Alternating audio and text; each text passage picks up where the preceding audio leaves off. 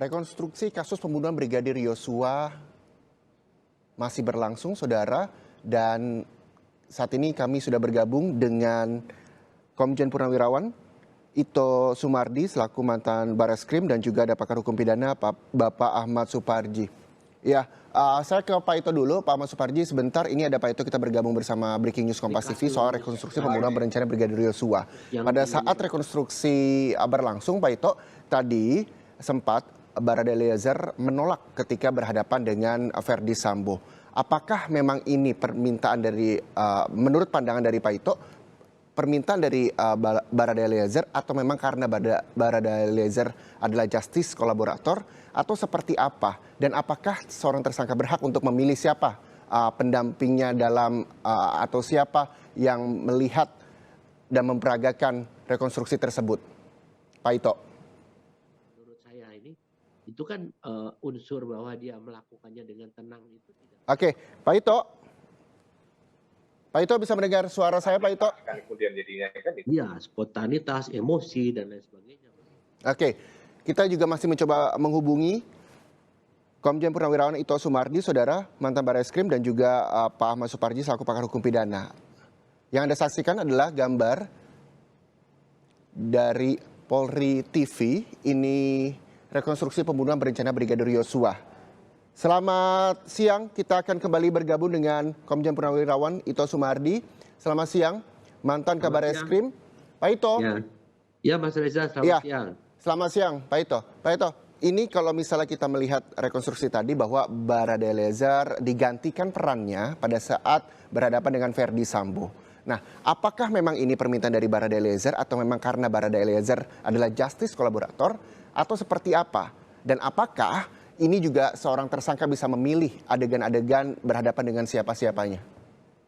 Nah, mungkin pertama saya ingin menyampaikan dulu bahwa kasus ini kan bukan melibatkan pihak-pihak yang tidak berkaitannya. Ini kan pihak-pihak yang berkaitan dalam arti kata dalam satu fungsi ya, di mana ada fungsi atasan dan fungsi bawahan.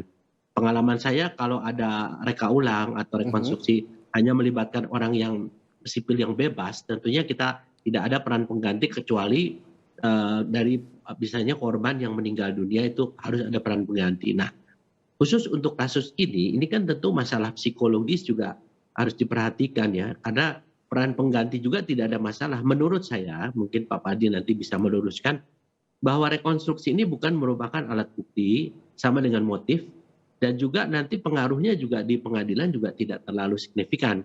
Ya. Karena orang di rekonstruksi ini kan orang bisa menggunakan hak ingkar ya, tersangkanya mungkin tidak mengakui dan lain sebagainya. Tapi penyidik ini sudah memiliki satu gambaran yang utuh dari kejadian ini dengan menyatukan keterangan-keterangan saksi, keterangan tersangka disatukan menjadi satu konstruksi kasus yang terjadi. Nah, kalau reka ulang atau rekonstruksi namanya aja rekonstruksi ya. Jadi rekonstruksi itu mengkonstruksikan seolah-olah ini satu kejadian yang terjadi adalah demikian, karena kan disatukan keterangan daripada masing-masing pemeriksaan tersangka. Kemudian kalau untuk rekonstruksi kali ini memang... Pak Ito, kita tahan sebentar, kita ke Kadif Humas Polri terlebih dahulu untuk mendengarkan keterangannya. Baik, saudara. Saguling maupun di TKP yang ada di Duren 3. Rekonstruksi di tempat kejadian perkara Duren 3. Ya Pak Ito, kita kembali lagi mendengarkan penjelasan Anda terkait dengan peran pengganti Barada Eliezer ketika berhadapan dengan Verdi Sambo saat rekonstruksi terjadi. Silakan Pak Ito. Ya, jadi kalau menurut saya ini adalah permintaan yang bersangkutan melalui pengacaranya. Yang juga kan yang bersangkutan sekarang sudah di bawah perlindungan LPSK. Sehingga tidak memungkinkan ada semacam kalau secara gestur saja, tatapan wajah saja seorang pimpinan yang sekian lama sudah bergaul dengan bawahannya itu pasti ada pengaruh psikologis ya, yang membuat yang bersangkutan tidak bisa bebas. Tapi kalau perang pengganti ini kan dia melaksanakan sesuai dengan keterangan yang bersangkutan. Jadi dia tidak ada nothing tulus lah ya untuk bisa melakukan semua sesuai dengan urut-urutan keterangan daripada si Eliezer ini. Saya kira itu mungkin alasannya yang bersangkutan tidak dimunculkan atau digunakan peran pengganti. Tadi pagi juga saya bicara bahwa kemungkinan besar yang bersangkutan itu adalah menggunakan peran pengganti ya. Karena tadi ada hubungan emosional yang sangat dekat, ada hubungan antara pimpinan dan bawahan ya, pasti akan ada pengaruhnya untuk rekonstruksi ini. Demikian Mas Reza.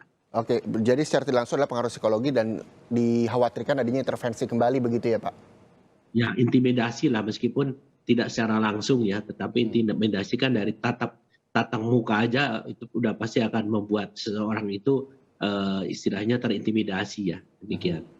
Iya, oke. Kalau Pak Ahmad Suparji melihat bahwa rekonstruksi yang saat ini juga berlangsung begitu, seperti apa Anda melihatnya? Bahwa kan ketika peristiwa itu terjadi beberapa bulan lalu, terus saat ini diadakan reka ulang, pasti ada beberapa para tersangka mungkin saja yang lupa dengan adegan tersebut. Nah, ini seperti apa akhirnya bisa menemukan jawaban yang tadi sempat disampaikan oleh Komjen Purnawirawan Ito Sumardi bahwa penyidik ini sebenarnya sudah mengetahui begitu, lalu diadakan reka ulang kembali. Nah, Pak Ahmad Suparji ini melihatnya seperti apa Pak ketika memang ada keterangan-keterangan atau peristiwa tersebut sudah lama, lupa manusia kadang untuk memeragakan ulang peristiwa tersebut. Apakah ini nantinya bisa dikatakan tepat, sah atau seperti apa Pak Ahmad Suparji? Ya, pertama kan proses rekonstruksi ini sudah dipandu ya dengan ditentukan beberapa adegan yang akan dijalani rekonstruksi ini. Dan yang kedua kan tentunya berangkat dari proses pemeriksaan ketika dia jadi saksi atau kemudian yang bersangkutan menjadi tersangka. Apa yang dituangkan dalam berita acara pemeriksaan tadi itu yang kemudian dipraktekkan dalam proses reka ulang tadi ini. Hari ini yang harapannya adalah kemudian terjadi sebuah kesesuaian apa yang disampaikan dengan peristiwa yang direka pada proses rekonstruksi baik di Magelang maupun di Jakarta di dua tempat tadi itu.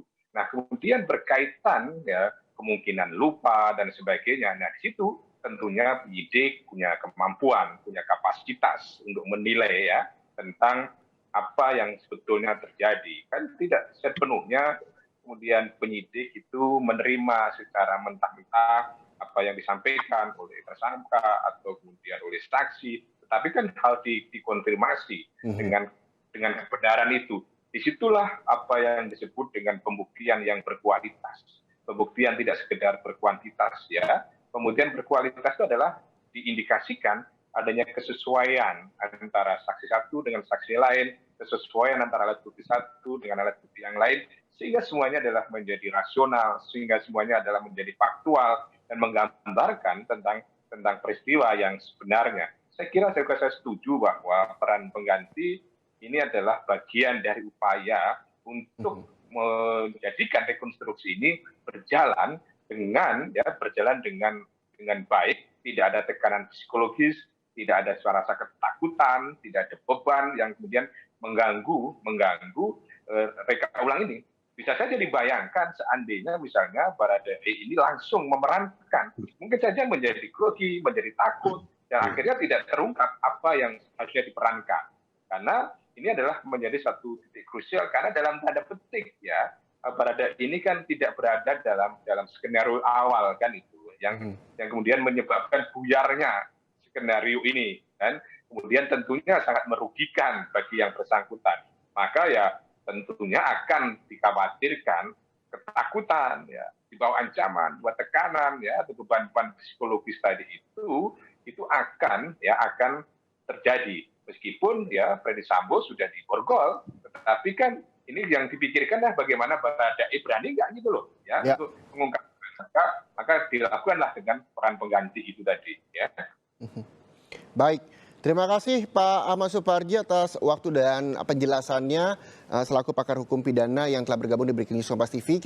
Rekonstruksi kasus pembunuhan Brigadir Yosua masih dilakukan oleh tim Sus Polri, saudara, dan kami juga masih bergabung dengan mantan Kabar Eskrim, ada Komjen Purnawirawan Ito Sumardi. Pak Ito, yang juga menjadi pertanyaan saya dan juga banyak pihak ini terkait dengan keterangan dari Ferdy Sambo melalui pengacaranya bahwa Ferdy Sambo akan memberikan kesaksian untuk meringankan Baradae Eliezer yang mengakui bahwa Baradae Eliezer lah yang menembak Brigadir Yosua.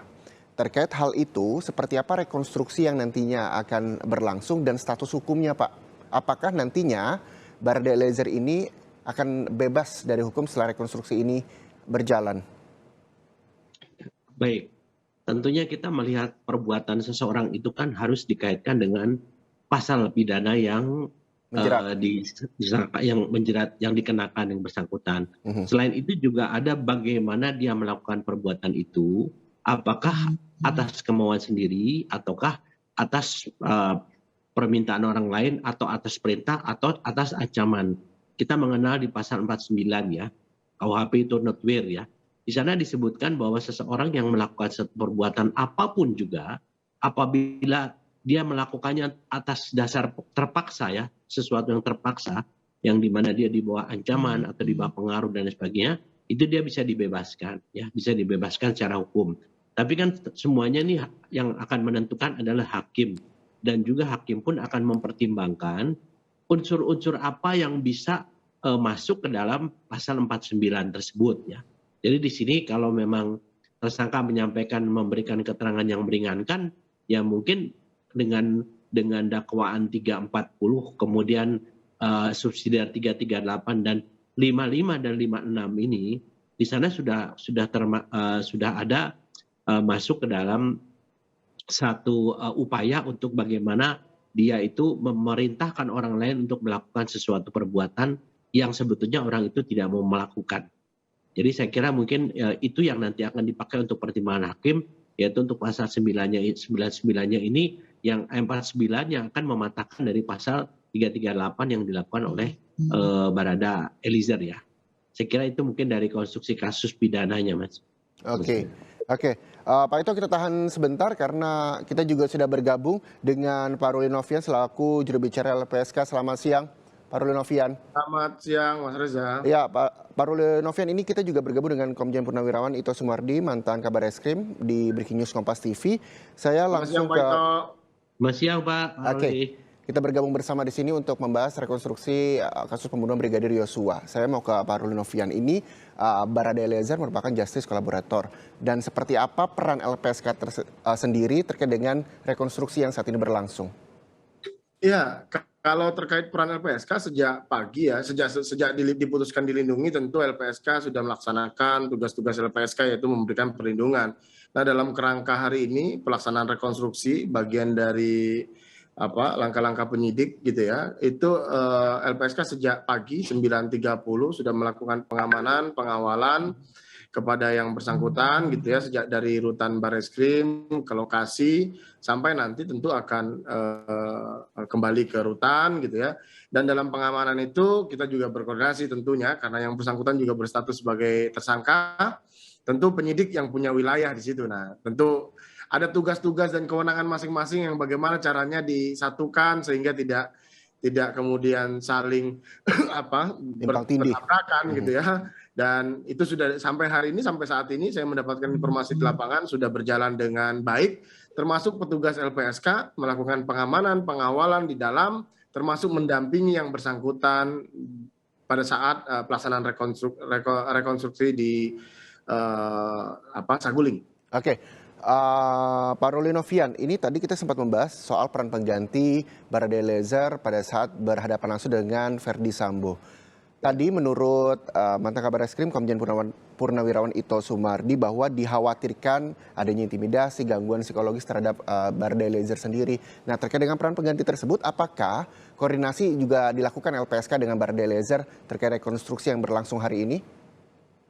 Tentu, karena teman-teman di lapangan juga ya, artinya begini. Apa yang menjadi alasan akhirnya menggunakan peran pengganti yang sudah dikoordinasikan dengan LPSK? Tentunya apa yang dibicarakan saat itu, Pak Ruli Novian? Kalau itu ini ya, jawabannya tanya penyidik nanti. Tetapi saya ingin menyampaikan bahwa satu, Barada E sangat siap memberikan keterangan, dan saya mendapatkan informasi dia konsisten sampai sekarang, keterangannya diberikannya tidak berubah, konsisten.